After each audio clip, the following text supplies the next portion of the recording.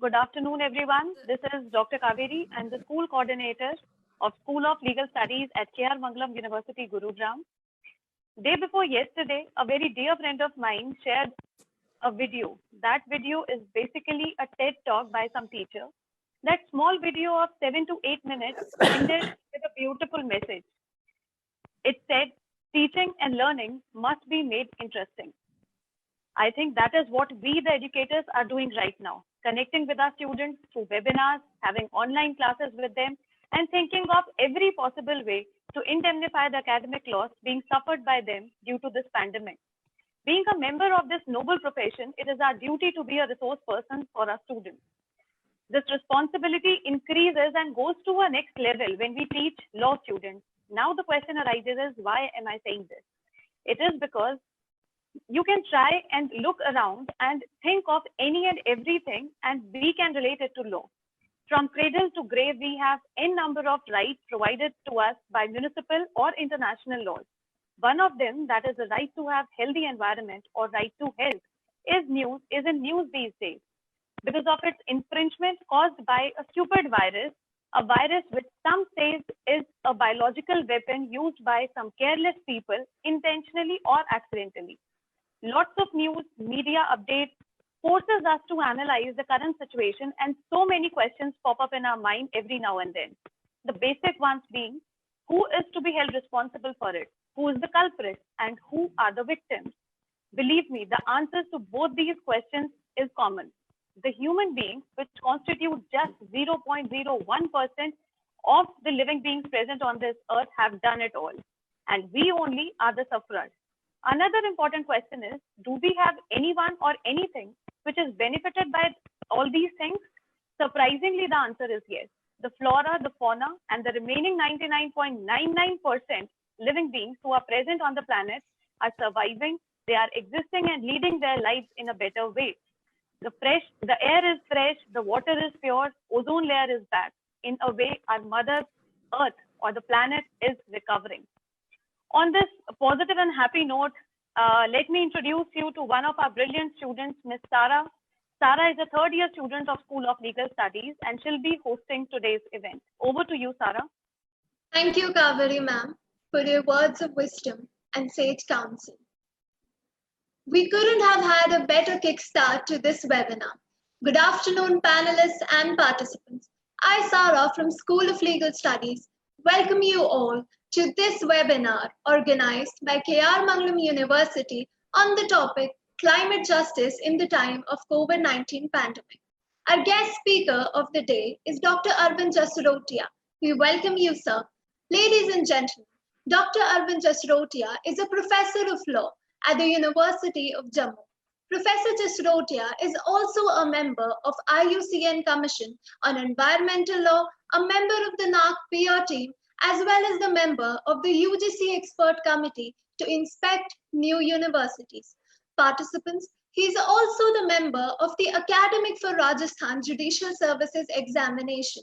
His areas of specialization include constitutional law, environmental law, and human rights law.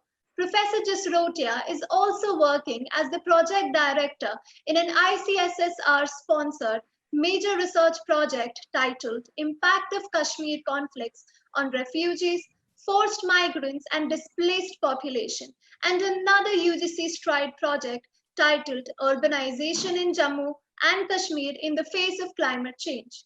He has also completed another project on mapping and review of childcare institutes, CCIs, in the province of Jammu.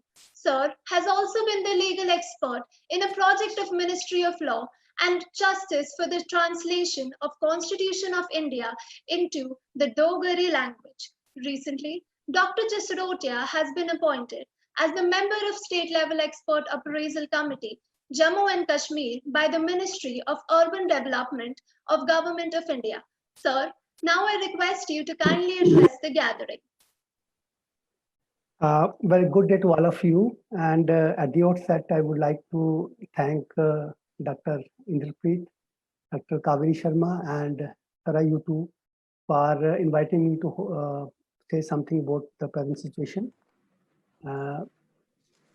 Hence, the topic which I've chosen is climate justice in the time of COVID-19 and random reflections. Why I use the word random reflections? Because today nothing certain can be said about where we are heading in terms of impact of COVID-19 and what is its impact on the civil society or in the world at large, whether it's going to be an existential crisis or not.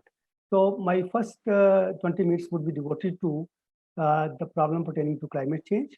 Then I would shift towards COVID-19 and try to draw the parallels between climate change and COVID-19. And if possibly the time remains, we will look into what are the international legal architecture available at present to deal with the COVID-19 situations. Let's talk about environment, friends. Environment, you know, it doesn't exist as a sphere which is separate from human actions, ambitions, and needs. We influence environment, and in turn, we are influenced by the environment.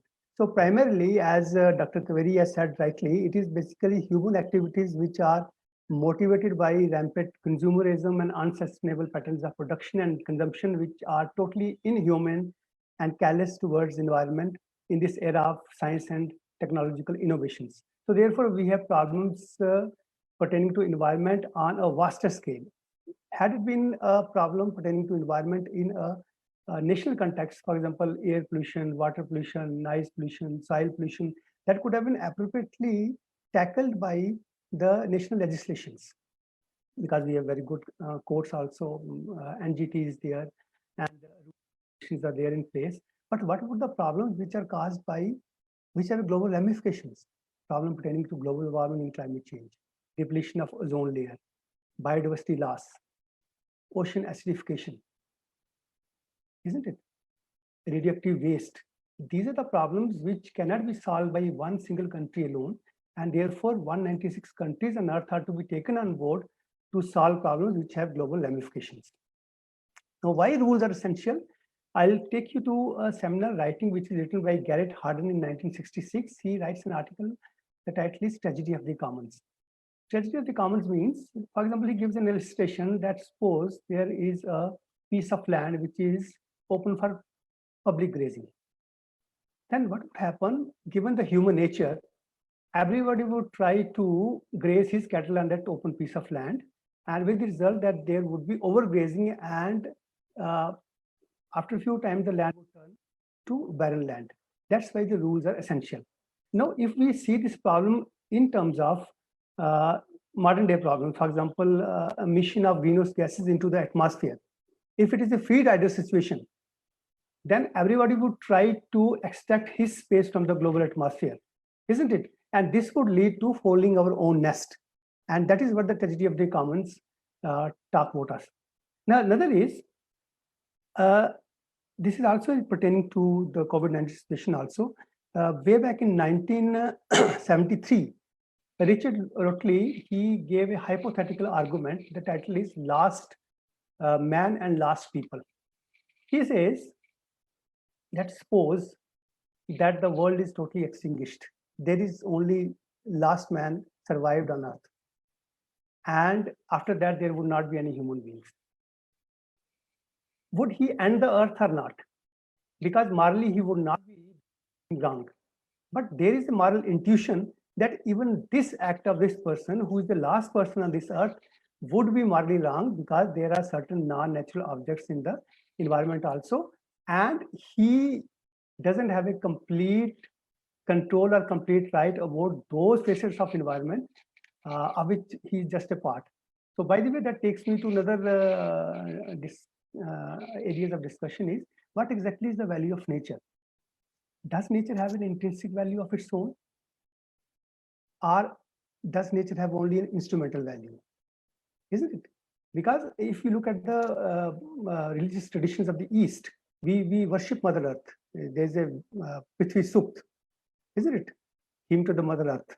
There is Agni Puran and various traditions of the Eastern religions which talk about maintaining a balance or harmony with the nature, and mankind is just a part of nature. Nature does have an intrinsic value, inherent value, apart from its instrumental value to the human beings. But as far as the Western traditions are concerned, they are rooted in controlling the nature, and nature as being subordinate to the human beings, and it has to subserve the human interest. So those persons who are actually advocating intrinsic value of natures, we call it ecocentric approach, isn't it? And those who are saying that we should control the nature and nature should serve our needs as if human beings are at the center of the universe, they are following anthropocentric approach. And today, at the stage at which we are today, you will be surprising to note that today people have realized that there should be a shift towards an ecocentric approach towards nature. That's why we have certain wonderful documents. World Charter for Nature is there. Earth Charter is there. If you look at Convention on Biological Diversity, the preamble says that conservation of biodiversity is a common heritage of mankind. If you look at the UNFCCC, climate change, it also says climate change is a common concern of humankind. Slowly, we are moving towards an ecocentric approach. And if we do not follow it to the hilt, the chances are that we are going to destroy this planet Earth. Reason why it is saying that today we have actually entered a particular period of history which is called Anthropocene. Anthropocene means that period of geological approach in which mankind has tried to alter the composition of Earth's surface, because various scientists have given theories that there are certain planetary boundaries for our planet and which should not be breached. These are called thresholds. And there are 9 planetary boundaries. And you'll be surprised to note that out of those 9 planetary boundaries, we have already breached 4 planetary boundaries. So for example, we have, climate change is there, biodiversity loss is there, runoff of phosphorus into the regional watersheds, ocean acidification is there. So 4 boundaries, we have already made a breach. So this is the situation in which we are, right? And therefore, the nations of the earth, basically thought about tackling this problem, which is called climate change problem. And we talked about only few gases which we need to control.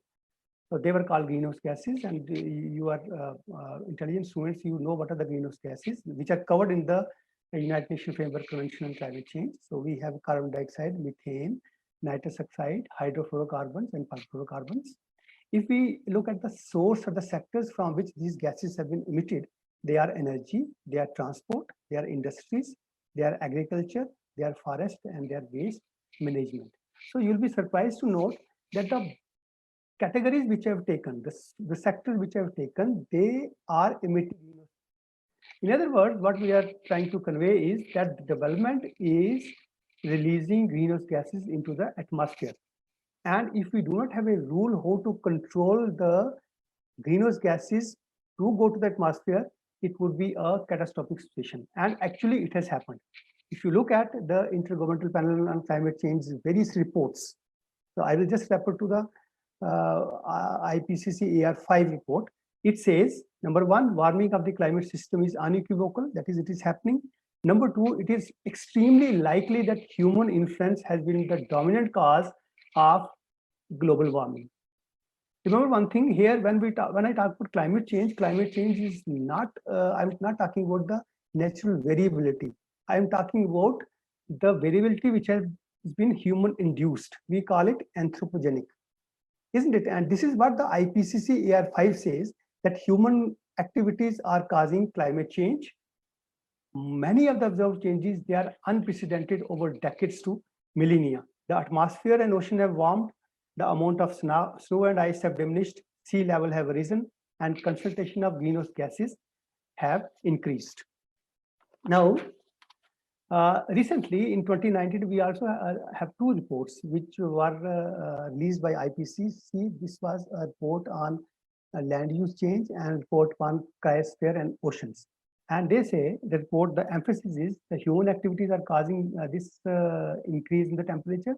And also, if it is not stopped, as per the Paris Agreement, there will be a total catastrophe on the planet Earth. This is the background.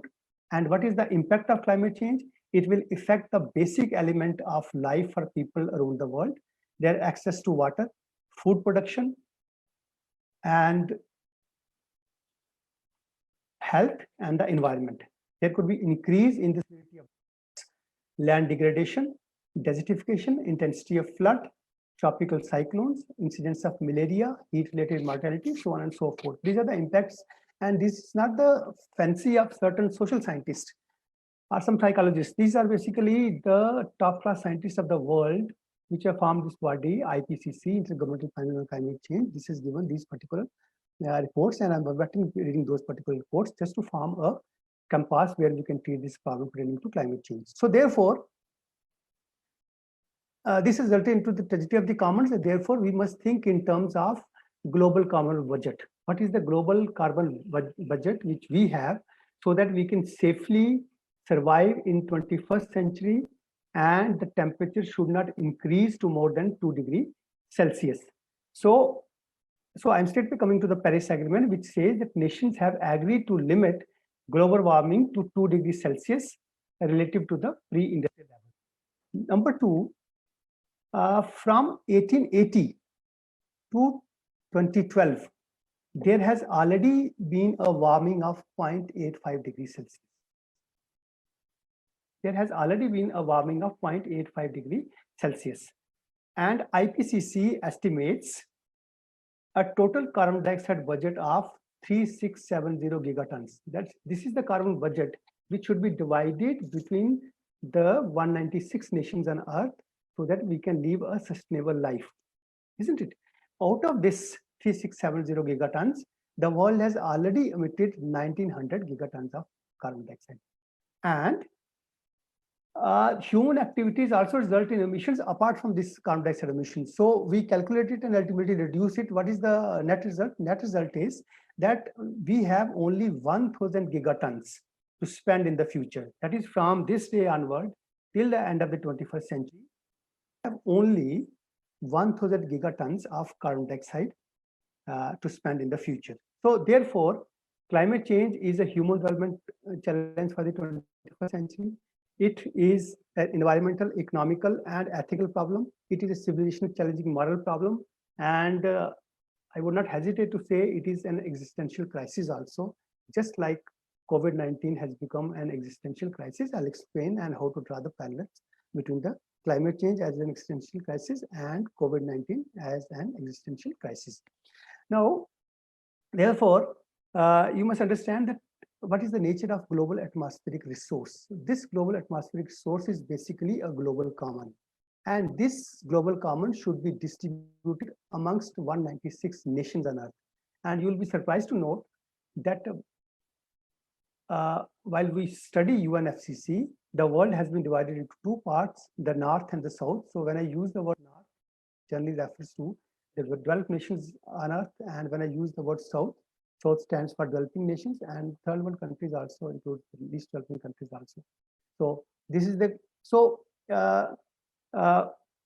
basically the, the origin of North-South divide lies in colonialism. You know how industrialization started in the Western Europe in 1750, how everything, the labor and other thing gone to the Western Europe, and there was a huge industrializations, and all the dirty fossil fuel burning has happened in the West. And taking, maximum advantage because of the ignorance, they have reached at a very high level, isn't it, in terms of development. Now, when they have reached at such a high level of development, they are saying all the developing nations that you please stop development. Why? Because atmosphere needs to be saved. Now, is this kind of an equitable settlement? Of course, it is not an equitable settlement. The reason being that nations, they have a right to development, merely because of the fact that they have been exploited by the developed nations over a period of time for the last 150 years doesn't mean that we should give the maximum pie to the developed nations and do not leave anything for us. Now, therefore, so of course, North is better than South in terms of living standards. I just give you an example. I quoted the data from somewhere that one American consumes as much as 30 Indians, as much as 80 Pakistanis, 110 Malaysians, consumption in terms of energies and services, isn't it? So North is better in terms of their living standards than North has higher past emissions than the South, because we are not talking about the current carbon dioxide emissions in the atmosphere. We are talking about the cumulative carbon dioxide emissions which were in the atmosphere for the last 150 years, this particular impasse. So we have to take care of the cumulative carbon dioxide emissions also, and we have to take into account the current carbon dioxide emissions also. And remember one thing, when I talk about emissions, it is basically development. So if you ask any country to stop emissions, you are basically asking country to stop development, which would be very difficult for the country to do, right? So when we talk about climate change, we are basically talking about the cumulative emissions which are there in the atmosphere for the last 150 years, and then the current current emissions of carbon dioxide. So we have to divide. We have to divide actually the share of emissions in all the nations of the earth at present. Therefore, philosophers, they have given various ideas about equity and justice. What are the various principles or various doctrines by which we can divide these emission of greenhouse gases? For example, one of the common approach which is followed by Indian also and are egalitarian approach. Egalitarian approach says that Earth's ability to absorb greenhouse gases is a global common. Earth's ability to absorb greenhouse gases is a global common, and this global common should be distributed equally amongst all the peoples. This is the basic idea of egalitarian approach. Then there is another approach which is called the principle of historical responsibility. Here I'm talking about those developed nations who have, due to their dirty lifestyles, for the last 150 years, they have accumulated so much carbon dioxide emissions into the atmosphere that they are actually historically responsible for all the wrongs which they have committed to pursue development. So principle of historical responsibility says that those nations who have polluted the atmosphere, they have actually to pay. In common terminology, we call it polluter pays principle. Those who pollute, they have to pay. Then what the developed nation says, they follow an approach which is called basically status quo. Status quo approach means it is like grandfather approach, that I am committed to a particular lifestyle, very high lifestyle. Therefore, I cannot make cuts from my high lifestyle, and this requires that the functions of my current emissions and functions of what I am going to cut, there should be the least distance. I should be allowed to continue the same lifestyle which my past generation used to follow. This is basically called the grandfather approach. We can also take climate change in another perspective, because climate change causes violation of human rights, isn't it? And it would be better to invoke human rights instruments also if there could be any help. For example, we talk about Rio Declaration, we talk about Stockholm Declaration, we talk about Universal Declaration of Human Rights article, which says that is entitled to a social and international order in which their rights and freedoms can be fully realized. Climate change actually disrupts that order. And therefore, the UDHR, the International Covenant on Civil and Political Rights, International Covenant on Economic, Social and Cultural Rights, Convention on the Rights of the Child, all these come to our help wherever there is a violation of right to life or right to personal liberty. These things can be invoked.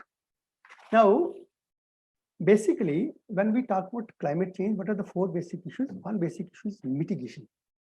Mitigation means reducing the emission of greenhouse gases, simply. Number two is adaptation. Adaptation means countries should have an adaptation capacity to cope with the adverse effects of climate change. Third is finance, because developed nations, see, we are developing nations, they would start following the dirty technologies. Therefore, nations should replace these dirty technologies by a green technology, by giving us finance, isn't it? And then there is an oversight. Oversight means we should see that which nation has which nationally determined contributions which are listed on the UNFCCC website, and what action each country is taking to combat climate change in its own sphere. Now, if you look at the architecture, legal architecture of United Nations Framework Convention on Climate Change, if you look at the preamble says climate change is a common concern of humankind, right? This is ecocentric. You know, if you imagine that the right to absorption of greenhouse gases is a cake, isn't it? Ideally, this cake should be distributed equally between the North and the South. But the fact of the matter is, from 1850 till 2000, cake has already been eaten by North. And can we allow to distribute remaining half of the cake between North and South? The answer is no. The remaining cake, that means right to meet greenhouse gases, should be distributed equitably between North and South. That means more for the South and less for the North. Because North already had its share, it already had its development, and it already had caused enormous harm to the atmosphere by way of cumulative greenhouse gas emissions. Therefore, this cake ideally cannot be distributed equally. It has to be distributed equitably, isn't it? So therefore, the climate change preamble says that climate change is a common concern of humankind. We agree to it. But the next line says, the largest share of historical and current global emission has originated in developed countries. For the last 150 years, due to their dirty, intensive lifestyle, burning, the largest share of cumulative greenhouse gases and current gases have originated in the developed nations. Therefore, if you look at the ultimate objective of this particular convention, it says that the ultimate objective is the stabilization of greenhouse gas concentration in the atmosphere at a level which would prevent dangerous anthropogenic interference in the climate system. So in other words, temperature should not rise to more than 2 degrees Celsius at the end of this century, number one. Number two, developed countries have to take a lead. If the developed countries, they do not take a lead, we are not going to take a lead. Why? Because we are not the one who have caused climate change problem. It is the developed nations who have caused climate change problem. Therefore, they have to share the maximum burden. Clear? And remember one thing, we have only 1,000 gigatons of carbon dioxide equivalent, which we have to spend at the end of 21st century. And as the goes of the scientists, if we start proceeding on a business as usual scenario, temperature could rise to more than 3 to 4 degrees Celsius at the end of this century. This would be total catastrophe. Arctic ice, Antarctic ice have already started melting. It would be total catastrophe. Coastal communities, they are submerging, and sea level have arisen, right? There is ocean acidification, and this is just a, I will link it later with the COVID-19, how the problems would emerge. Now, what are the guiding principles of the UNFCCC? Guiding principles are precautionary principle, which would be applicable, by the way, to COVID-19 also. It simply says that wherever there are threats of serious or irreversible damage, and lack of scientific certainty should not be used as a reason to postponing cost-effective measures. That is a precautionary principle. Then there is a sustainable development principle, which is often misused, but which says that this is a development which meets the needs of the present generation without compromising of future generation to meet their own needs. Then there's the cooperation. Cooperation will be using in COVID-19 also. Then there's the equity. That is the principle of common but differentiated responsibility and respective capabilities. This is what I'm stressing.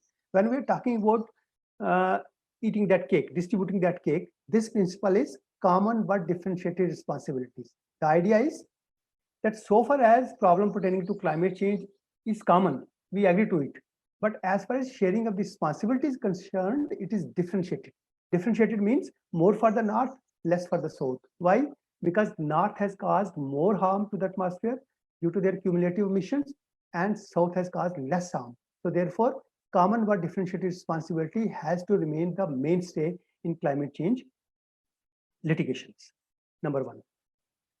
Number two is that over the from 1997 till today, there are almost more than 24 or 25 COPs, we call it conference of parties, and more than 500 decisions which have been taken. I will not refer to those because that would take more than 4 or 5 hours. I'll just refer to one or two. One is called Kyoto Protocol, which happened in 1997. Kyoto Protocol maintained this concept of common but differentiated responsibility. It divided the world into two parts, Annex 1 countries and non-Annex countries. Annex 1 countries were those countries which were 37 industrialized nations of the world, upon whom there was a duty to decrease their emission of greenhouse gases. Whereas there was no duty cast on non-next countries, which are basically developing countries or the third world countries. So the idea of common but differentiated responsibility was there in till Kyoto Protocol, and we had then flexibility mechanism in Kyoto Protocol also. Emission reduction unit was there, then joint implementation mechanism was there, so on and so forth. But from Kyoto, when we jumped to Bali Summit in 2007, this categorization or the nuanced differentiation between Annex 1 and Annex 1 country was totally stopped. And instead, we had another distinction, which was called developing countries and developed countries. This was in Bali Summit. And Bali Summit also talked about a shared vision for a long-term cooperative action to tackle climate change. And from Bali Summit, then we had the Copenhagen and the Cancun. I'm skipping that because time is less, but I'll straight away coming to the present scenario, which is basically Paris Agreement in 2015. Paris Agreement is very ambitious. It contains aspirational goals. It says that temperature should not rise to more than 2 degrees Celsius, right? By the end of this century, and effort should be taken even to reduce it to 1.5 degrees Celsius. There is a binding obligations of conduct vis-a-vis mitigation. As far as mitigation is concerned, each country, if you look at the UNFCCC, each country has listed its own nationally determined contributions on the UNFCCC website, right? What it is going to reduce, because by the time we reach 2050, we should have a net zero emissions. Clear? Then Paris Agreement has been able to elicit able to note on contribution from 99% of the emissions. And also there is a funding mechanism, $100 billion per year by 2025, and there is a Green Climate Fund. Now, Paris Rule Book, which is basically COP24, it would tell us how NDC contribution would run further, isn't it? And this actually has to start from this year, 2020. There was a climate change convention, climate change summit at Glasgow, which was postponed because of the COVID-19 pandemic. And probably it will happen next year, or probably it will happen or doesn't happen, I don't know. But by far, many of the countries have revamped their NDC plans, and it has been listed on the UNFCCC website. This is one thing. Now let's come to the COVID-19. There's a problem.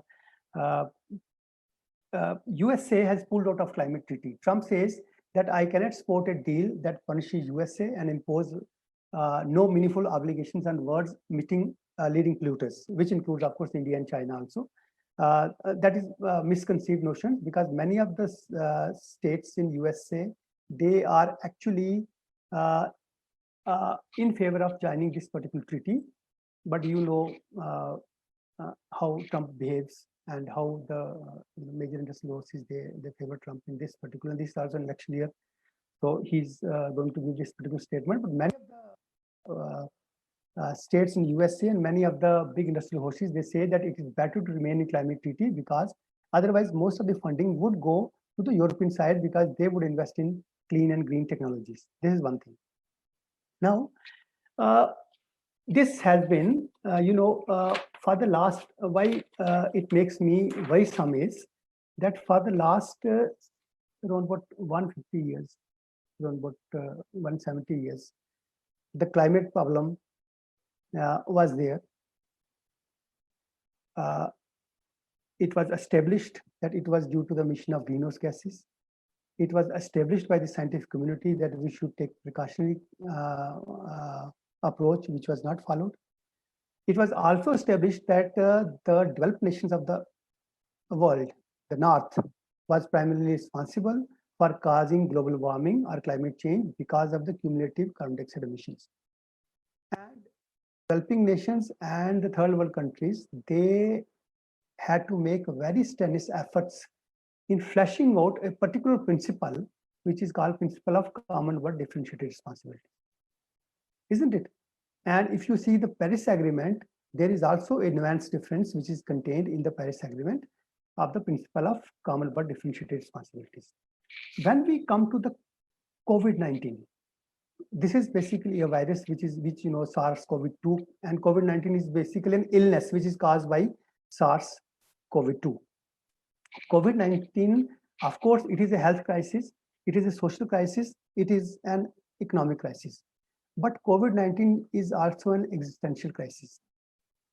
And you'll be surprised to know that how whole of the nation, whole of the world rather, is showing solidarity and following the norms of social distancing, norms of quarantine at home, other norms which are issued by their respective governments from time to time, because it has happened to be an existential crisis. If you look at the climate change is also an existential crisis. We are damaging our present generation. We are compromising the rights of the future generations, isn't it? But it has taken more than 30 years to reach this particular level of Paris Agreement. Both are existential crises. And strangely, though we should not say it, but there are many scientists who are saying that nature is reclaiming her space, because you will see the sky, they have become clear, the waters, they have become clear, the wildlife is nourishing, isn't it? The global greenhouse gas emissions, it has drastically come down. Transportation is totally at a halt, and this is a phenomena which is called nature is reclaiming its space. But unfortunately, this flourishing of nature has been caused at the cost of human suffering. There is no rule book for the government where to go in this particular type of crisis, isn't it? So we do not want that the flourishing of the nature should be at the cost of human suffering, isn't it? Despite the fact, so therefore, nature is sending us a message that this coronavirus pandemic and the ongoing climate crisis, they have to be tackled together. Because if you remember in 2008, when we have the first COVID virus 1, the economy, it fell down and suddenly it jumped, isn't it? We have fear that when things come to normal, there would be a sudden spurt in all the activities, would make problem worse. Therefore, what the scientists are saying, that when since nature is trying to reclaim the space, and we are going to take actions against COVID-19, after that, after we come to a normal shape, we should only invest in those sectors which are basically clean sectors, green energy sectors, and those sectors which are more compatible with the nature. We should not follow the business as usual lifestyle which we used to follow, isn't it? As you know, that climate change summit in Glasgow, it has been postponed, and it is going to happen probably in the next year. And the fact that world has come to a stop just for let's say 2 or 3 months doesn't mean that there is a drastic reduction of emission of greenhouse gases. Cumulative emissions are still there, but we can follow a path which is more sustainable. We can follow a path which is more cleaner and greener. This is one thing. So we have to actually find the midway, because both are existential crises. Climate change is an existential crisis, human development crisis, civilization challenging crisis. COVID-19 also is an existential crisis. So therefore, we have to very carefully pursue our future in a way which is more sustainable in nature, and which is more so that we have less carbon footprints in the sky. Number 2 is the little bit, because I might have 5-7 minutes I have still. Can I speak? If you look at many of the claims which were, if you look at total number of claims which were filed, and many are saying that this is because of the virus which have originated from a lab in Wuhan in China, isn't it? And therefore, for example, a petition has been filed last week in the Supreme Court asking of India to claim compensation. This petition is in the ICJ, because this is a violation of Biological Weapon Convention Act. Then there is a US state of Missouri. It has filed a last suit against all the concerned Chinese authorities, which it also says the same thing.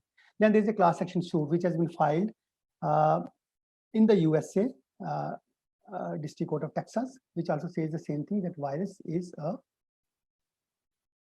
lab made. But there are equally authoritative statements which are given by the scientists that this is not a lab made virus, which is accidentally or inadvertently leaked.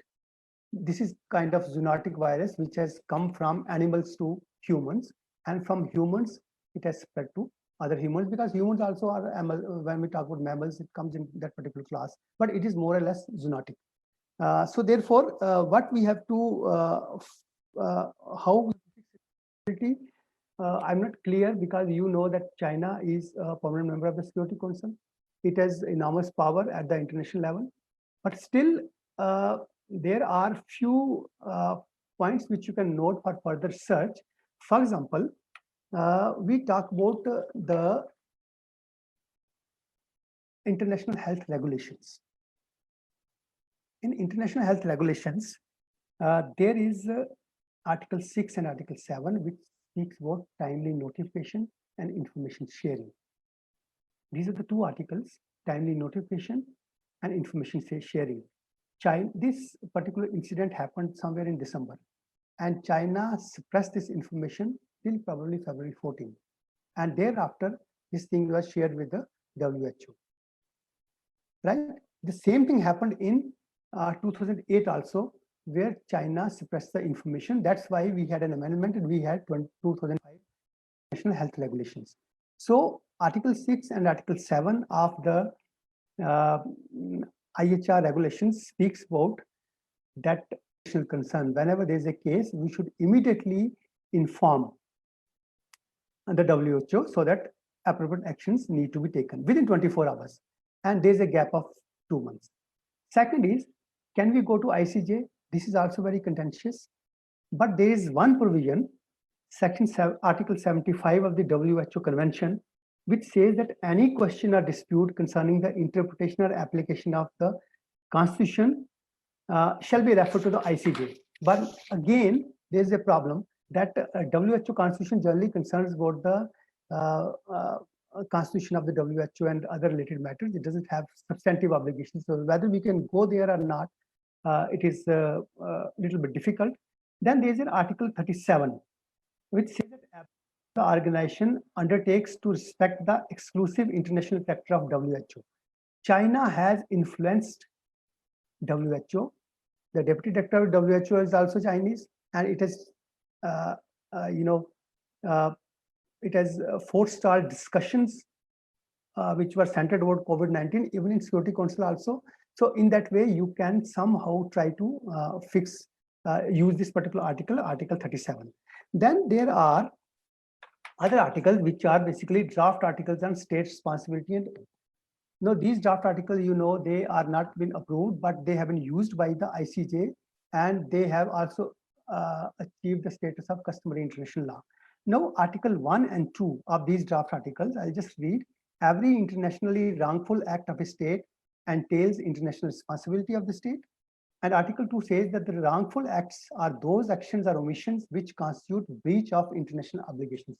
So these are Praveen's draft article on state responsibility. But the Herculean task is how to bring China on board and how to force China to come to ICJ. Because even if, for example, China agrees to come to the ICJ and ICJ gives a decision which is against China, how would we implement it? Because then again, the matter would go to the Security Council for non-implementation and China would apply the veto, isn't it? Then probably there is one more article, which is Article 96. It is what advisory jurisdiction of the ICJ. And this can be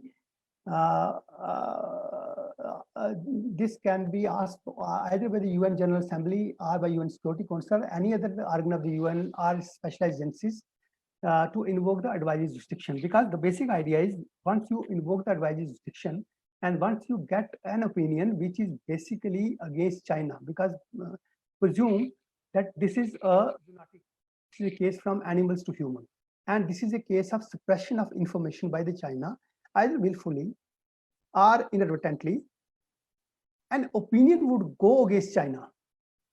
And that would be the first step, where we have to create an opinion that this willful neglect, because today remote 40 lakh persons have infected, 27 lakh persons have died till date all over the world, and we cannot allow this situation to happen once again. So we have to be very cautious. Number one, I conclude it. Number one, climate change is an existential crisis. Number two, COVID-19 is an existential crisis. Number three, when we have to again go forward in terms of climate change negotiations, we have to actually see that after COVID-19, if everything has stopped, it should not follow the same lifestyle which has been followed prior to COVID-19. We have actually to embark upon a clean journey, embark upon a journey which is more in harmony with the nature. We have to take care of the biodiversity convention and other conventions which are also being postponed, by the way, because of the COVID-19 situation here. So COVID-19 is basically a reminder for us to be compassionate towards nature, to use the nature in a way which is more ecocentric, more sensitive, and to all those nations, because of whose willful conduct we have come to this particular impasse, that there is a responsibility which lies upon you, that whenever there is a issue of public health of international importance, you should be immediately informed before of its occurrence. So with these words, I close today's lecture and thank all the organizers of this particular and I am now ready to have questions. Thank you.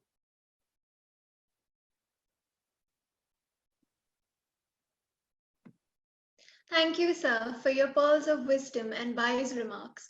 We are grateful for the time and effort you took to share with us your thoughts and experiences. We do believe that COVID-19 is a health, economic, and social crisis, but it does hold the opportunity for the world to move forward into a more equitable and green recovery. Our recovery from this pandemic, ladies and gentlemen, has got to be green and resilient. Moving forward, we would now like to entertain some of the questions from our participants.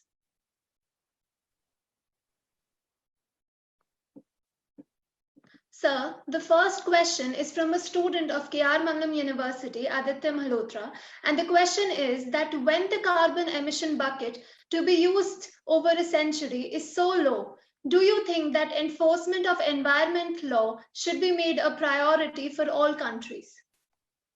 Yes, this is a very good question, and this question was also instantly raised in recently in European Parliament. But the idea, as I told you, that in climate change convention we are not talking about the current emissions. Climate change has happened for the last 150 years because of the cumulative emissions. Cumulative means historical emissions, which are there in the atmosphere for the last 150 years. So merely because the world is going to stop and you are seeing clear skies, you are seeing the rivers which were once hitherto dead and now they have come to life, doesn't mean that we have come to same situation as we were prior to 150 years. Therefore, climate change basically concerns with cumulative emissions, right? And environmental standards should remain the same. On the contrary,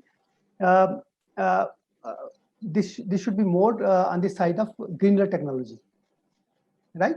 So we are talking about cumulative emissions. We are not talking about emissions. It is because of the cumulative emissions that the carbon the bucket is totally full. Thank you, sir. Sir, our next question is from Ashutosh Tiwari and Jolly from K.R. Manglam University. The question is that we see a lot of positive effects on environment due to the lockdown, but there are assumptions that these changes are temporary and won't sustain. What measures should be taken to prolong the positive changes?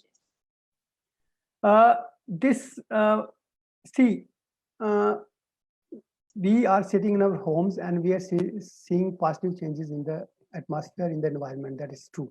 But look at even in India, look at those persons who are migrant laborers. Look at their conditions. Look at those persons who are earning their daily livings and they are deprived of the right to livelihood. They are deprived of their life also, isn't it? Can you afford, because in our home, we can afford food also, we can afford masks also, we can afford other things also. But look at the vast majority of the people in India.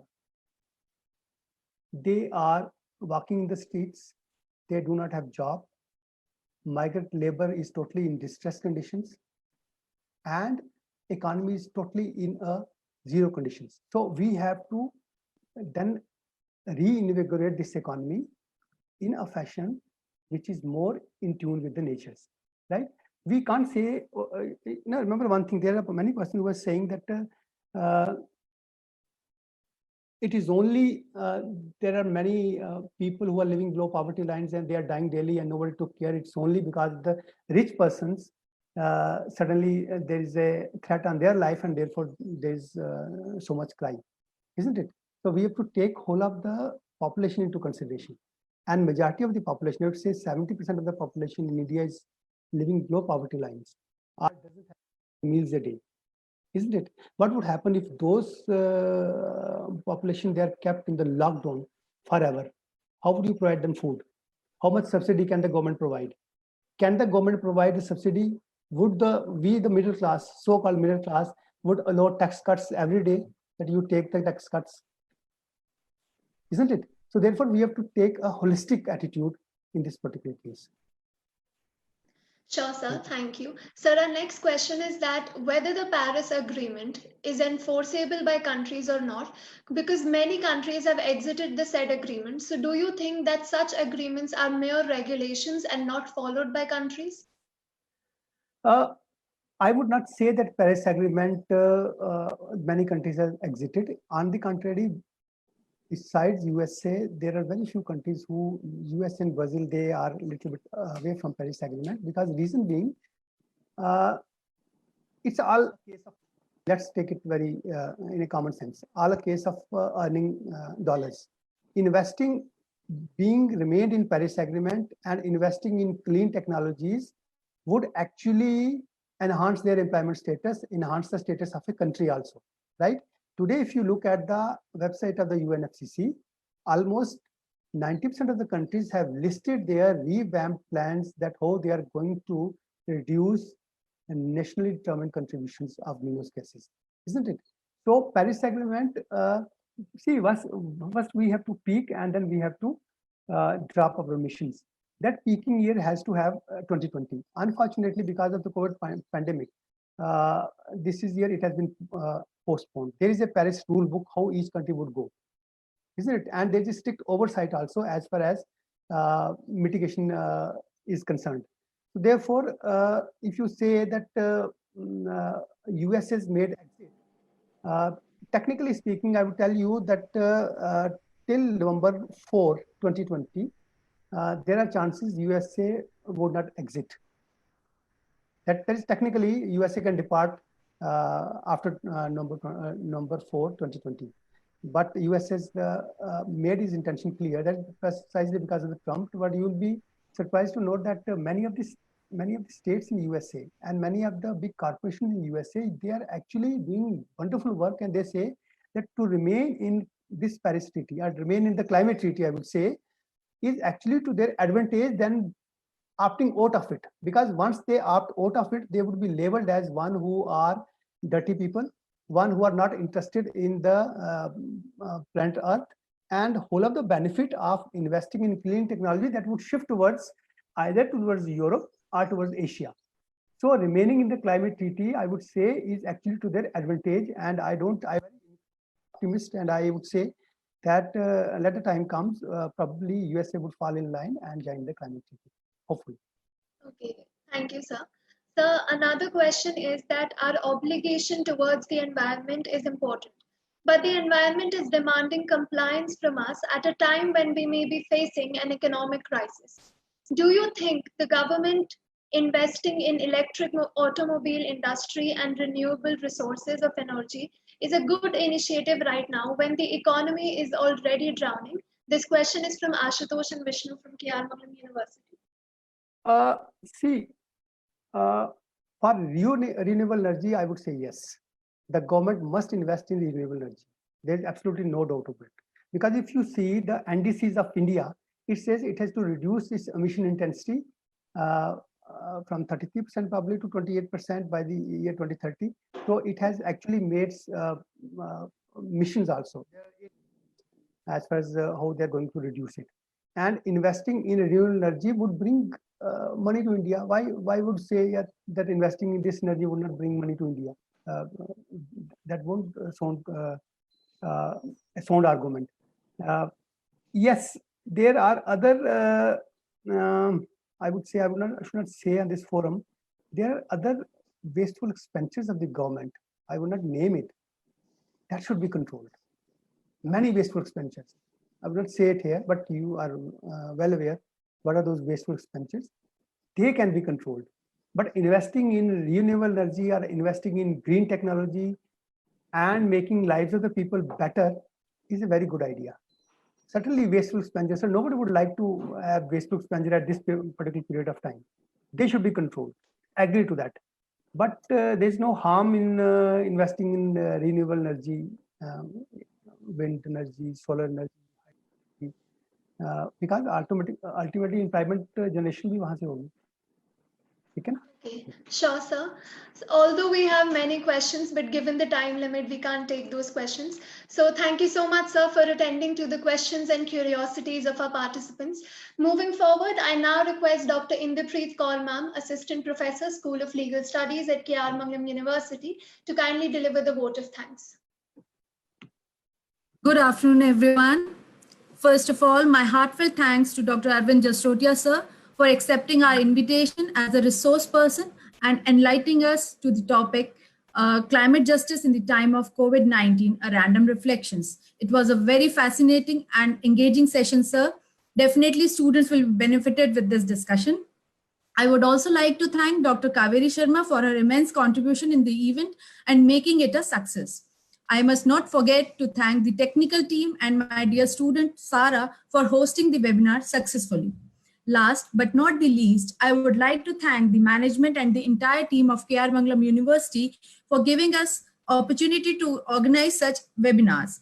Thank you once again to all the participants, viewers for making this event a success. Thank you so much.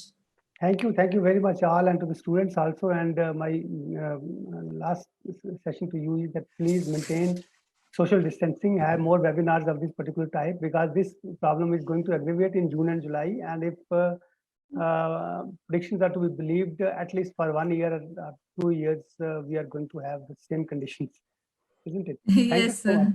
Thank you. Thank you so much, sir. Thank you. Thank you. Thank you, sir. Thank you.